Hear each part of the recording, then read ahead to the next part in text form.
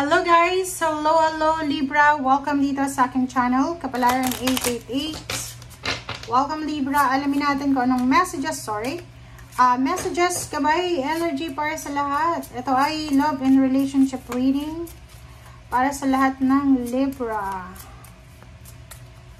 Okay, Libra. This could be the one. You've already met the romantic partner you seek. Oh, wow. Ang galing. Okay, Libra. Yung first card mo dito, sinasabi ng barahan na, eto na, this could be the one. Eto na, baka ito na talaga. And sinasabi na na-met mo na daw yung romantic partner na hinahanap mo. Okay. Ang dami naman neto. Wow! So, ganun pala. So, yun. Dito sinasabi na, eto na. Baka ito na yung para sa'yo. Baka ito na yung the one mo. And, na-met mo na siya. Pero, baka hindi mo masyadong nabigyan ng pansin. Hometown. So, dito, Libra, sinasabi ng barahat, 10 of Rings. Posibleng merong reunion, school reunion, community, family reunion, kung ano man ang klaseng reunion, yung iba na magbabakasyon sa probinsya, sa hometown nila, posibleng mamimet niya ang taong ito doon. Okay? So, pwedeng siya yung maging asawa mo in the future or yung the one mo talaga. So, eto yung romantic partner na hinahanap mo. Nasa probinsya nyo lang pala. Nasa hometown, nasa barangay, nasa town nyo lang talaga. Okay?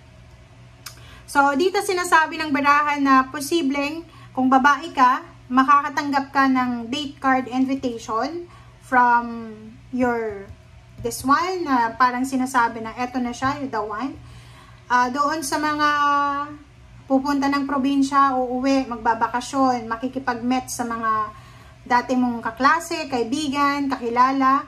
Pwedeng isa doon sa mga dati mong kakilala or dati mong kaibigan, sila ang talagang nakatadhana para sa'yo. So, yun, maging careful tayo kasi baka hindi mo siya napapansin siya talagang nakadestiny para sa'yo. So, makakatanggap ka ng proposal, date proposal, card, or invitation. And, posibleng pwede ka din makatanggap ng wedding proposal or engagement ring. Okay? So, comment down below if you are resonated, guys. Okay. Ang ganda ng baraha mo, Libra.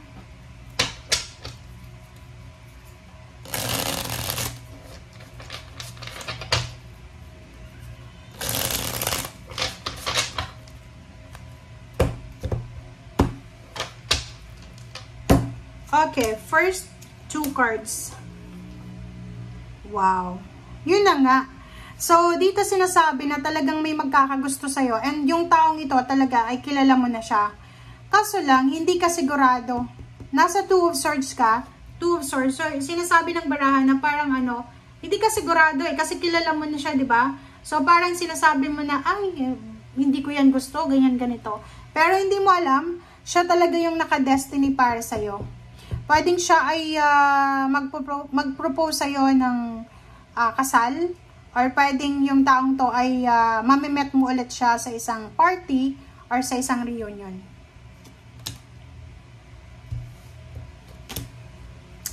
Okay. So, nakikita ko sa'yo dito, isa sa mga rason kung bakit ayaw mo sa taong yan na sinasabi nga na the one mo na siya, pero hindi mo masyadong feel.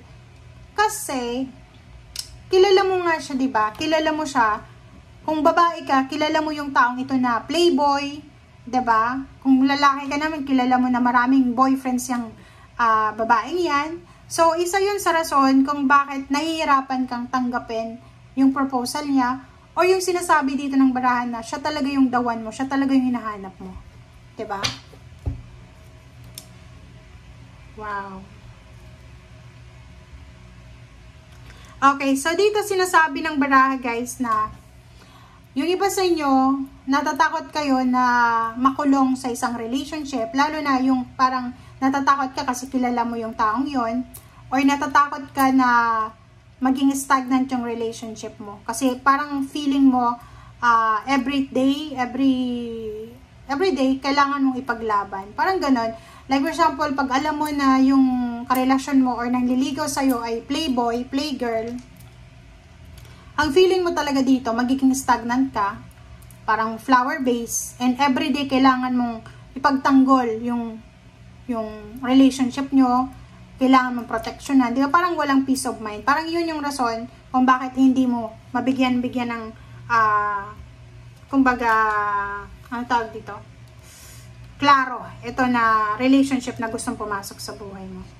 And nakikita ko sa'yo dito na ang pinaka gusto mo talagang relationship is yung balance talaga, perfection, parang gano'n. Gusto mo na masaya ka, wala kang problema sa emotion, and at the same time, financially, wala ka ding pinoproblema. Parang gano'n yung sinasabi ng baraha. Oh, diba? So, dito, sinasabi ng baraha sa'yo na isang financially stable na tao ang posibleng papasok sa buhay mo. And yung taong ito ay posibleng may edad na siya. Posibleng may asawa na siya dati. Pwede siyang widow. May mga anak. Sabi ko na, may mga anak. But, ang taong ito ay talagang ibibigay niya sa'yo yung financial needs mo. Diba? Pero, may mga obligations ka as a mother na kailangan mong alagaan yung mga anak niya sa dati niyang asawa. Parang ganun.